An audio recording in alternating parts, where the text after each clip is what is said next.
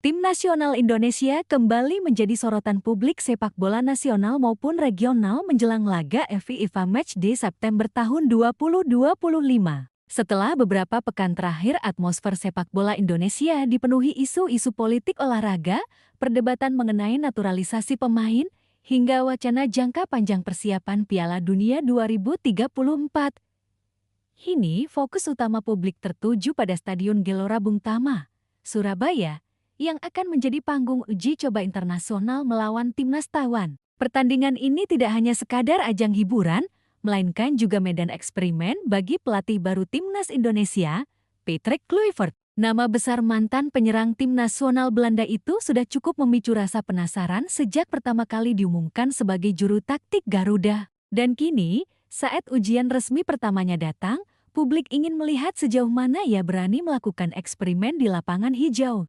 Bagi sebagian besar penggemar, laga melawan Taiwan dianggap sebagai kesempatan emas untuk mengukur arah baru permainan timnas. Taiwan bukan lawan dengan tradisi sepak bola mentereng di Asia, namun justru karena itulah laga ini dilihat sebagai momen untuk mencoba pola, meramu kombinasi, serta menguji pemain-pemain baru. Jika melawan lawan sekelas Jepang, Korea Selatan, atau bahkan Australia, pelatih tentu akan bermain lebih hati-hati, maka menghadapi Taiwan memberikan ruang lebih luas untuk berkreasi. Patrick Kluivert sepertinya menyadari betul momentum ini. Sejak awal kedatangannya, ia berbicara lantang bahwa dirinya bukan sekadar ingin mengulang formula lama, melainkan membawa penyegaran taktik, memperluas opsi strategi, sekaligus memaksimalkan potensi pemain diaspora yang belakangan menjadi bahan perdebatan hangat. Kehadiran Mark Klok kembali ke skuad Garuda setelah absen selama 1,5 tahun merupakan salah satu sorotan paling besar dalam daftar pemain kali ini. Gelandang Persib Bandung itu dikenal sebagai sosok yang konsisten menjaga ritme permainan, memiliki visi umpan tajam, serta karakter kepemimpinan di lapangan. Absennya ia dari timnas sempat menimbulkan tanda tanya, namun Kluivert rupanya ingin kembali memberi kepercayaan kepada pemain berdarah Belanda itu. Kehadiran Klok di lini tengah diharapkan bisa menyeimbangkan permainan, terutama dalam skema transisi yang kerap menjadi titik lemah timnas. Selain Klok, dua nama baru yang mendapat perhatian besar adalah Mauro Zildstra dan Miliano Jonathans. Keduanya merupakan pemain diaspora yang dipanggil menggantikan Olromni yang harus menepi karena cedera. Publik mungkin masih asing dengan kedua nama ini, namun di tangan Kluivert mereka diyakini memiliki kesempatan besar untuk unjuk gigi. Mauro Zildstra, dengan kemampuan menyerangnya, diproyeksikan bisa memberi variasi di lini depan. Sementara Miliano Jonathans, pemain muda dengan darah Indonesia, diharapkan bisa menambah kedalaman skuad sekaligus menjadi investasi jangka panjang. Bojan Houdak, pelatih Persib Bandung yang sedang naik daun karena sukses mengangkat performa tim Maung Bandung, ikut memberikan komentar mengenai momen ini. Menurutnya, pertandingan melawan Taiwan dan Lebanon adalah panggung tepat bagi Kluivert untuk berani bereksperimen. Houdak menilai memainkan pemain baru dan mencoba taktik berbeda justru akan memberi keuntungan jangka panjang, terlebih Indonesia sudah lolos ke ronde keempat kualifikasi Piala Dunia 2026 zona Asia. Dengan lawan-lawan yang lebih berat menunggu di ronde berikutnya, timnas butuh sebanyak mungkin skenario permainan dan opsi taktik yang sudah teruji sebelumnya. Eksperimen ini juga berkaitan erat dengan atmosfer sepak bola domestik. Persib Bandung, misalnya, menjadi klub penyumbang pemain terbanyak di skuad kali ini. Selain Klok, ada nama Beckham Putra, Amhe, dan Eliano Reinders. Kehadiran 4 pemain dari satu klub memberikan keuntungan tersendiri karena mereka sudah terbiasa bermain bersama, sehingga komunikasi dan chemistry di lapangan bisa lebih cepat terbentuk. Hal serupa terjadi di Timnas U23 yang sedang berjuang di kualifikasi Piala Asia U23 2026, di mana dua pemain muda Persib, Kakang Rudianto dan Robby Darwish, juga dipercaya tampil sebagai starter. Fakta ini memperkuat kesan bahwa sepak bola Indonesia sedang berada pada fase regenerasi dengan peran penting klub-klub besar sebagai penyuplai utama pemain tim nasional. Melihat ke arah lawan, Taiwan mungkin bukan tim raksasa, namun bukan berarti bisa dipandang remeh. Dalam beberapa tahun terakhir mereka berusaha meningkatkan kualitas kompetisi domestik dan mengirim pemain ke luar negeri. Meski masih berperingkat jauh di bawah Indonesia dalam ranking FIFA, mereka tetap memiliki semangat juang tinggi. Laga di Surabaya ini bagi mereka adalah kesempatan langka untuk menghadapi tim yang sedang naik daun di Asia Tenggara. Maka wajar jika mereka akan bermain dengan motivasi berlipat ganda, terlebih dengan dukungan supporter Indonesia yang biasanya penuh di Gelora Bung Tama. Atmosfer stadion ini juga menjadi faktor penting. Surabaya dikenal sebagai salah satu kota dengan basis supporter sepak bola paling militan di Indonesia. Bonak, yang selama ini menjadi simbol loyalitas dan fanatisme, dipastikan akan memenuhi tribun. Dukungan penuh dari ribuan supporter akan memberi suntikan energi besar bagi pemain, sekaligus menjadi ujian mental bagi para pendatang baru di skuad Garuda. Bagi pemain diaspora yang mungkin belum terbiasa dengan atmosfer sepak bola Indonesia, laga ini bisa menjadi pengalaman tak terlupakan sekaligus adaptasi awal yang krusial.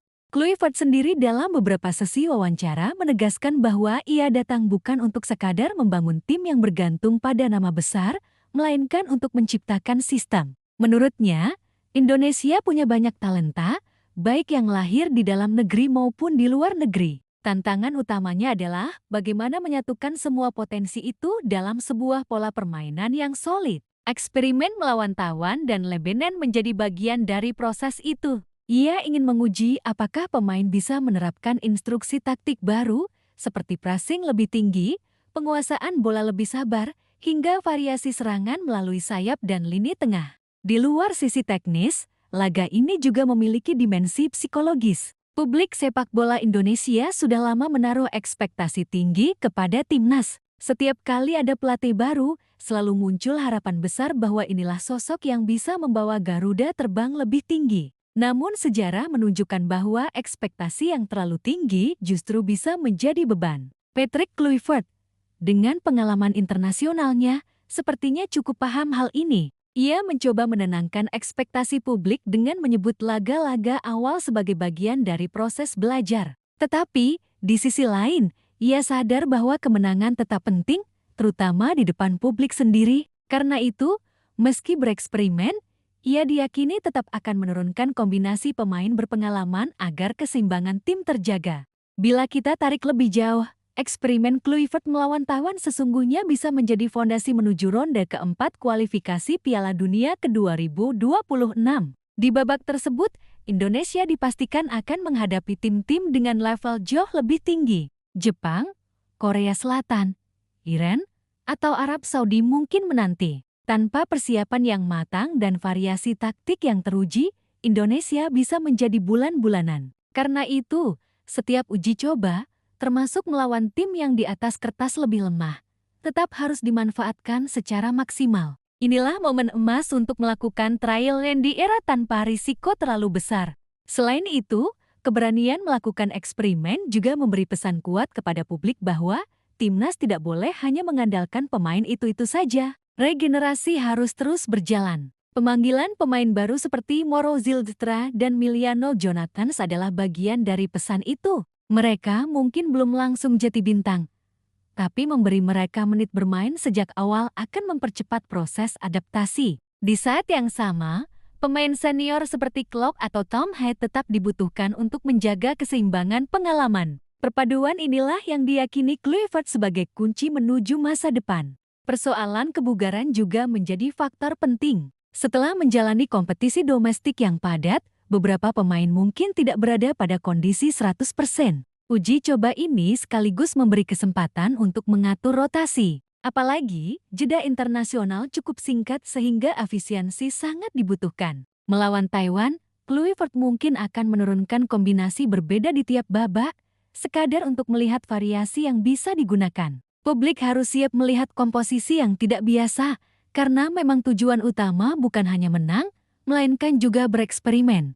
Lebih jauh lagi, pertandingan ini akan menguji sejauh mana Kluivert bisa memahami kultur sepak bola Indonesia. Ia datang dari tradisi sepak bola Eropa, dengan segala kedisiplinan dan sistematikanya. Namun Indonesia punya kultur berbeda, dengan gaya permainan yang lebih emosional, penuh energi, tapi kadang kurang terstruktur. Tugas Kluivert adalah menjembatani perbedaan itu, mengambil kelebihan dari masing-masing, lalu meramunya menjadi identitas baru. Jika uji coba ini bisa memberi sinyal positif, maka publik akan semakin yakin bahwa Kluivert adalah pilihan tepat untuk menakodai Garuda.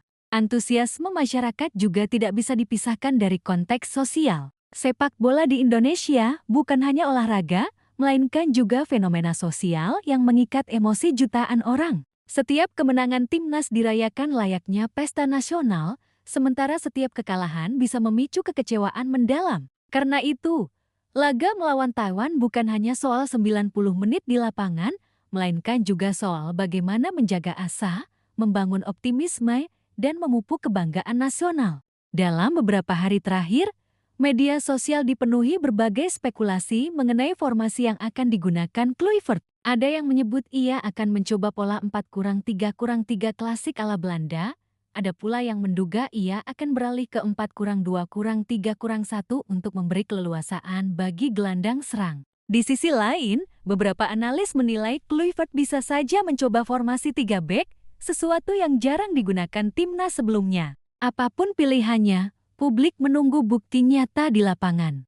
Pada akhirnya, pertandingan ini memang tidak menentukan nasib Indonesia di Piala Dunia. Namun, sebagai bagian dari perjalanan panjang, ia sangat berarti. Disinilah Kluivert akan menunjukkan keberanian dan visi. Disinilah pemain baru akan mendapat kesempatan pertama untuk membuktikan diri. Dan disinilah publik akan kembali merasakan getaran semangat Garuda yang sedang berproses menuju level lebih tinggi.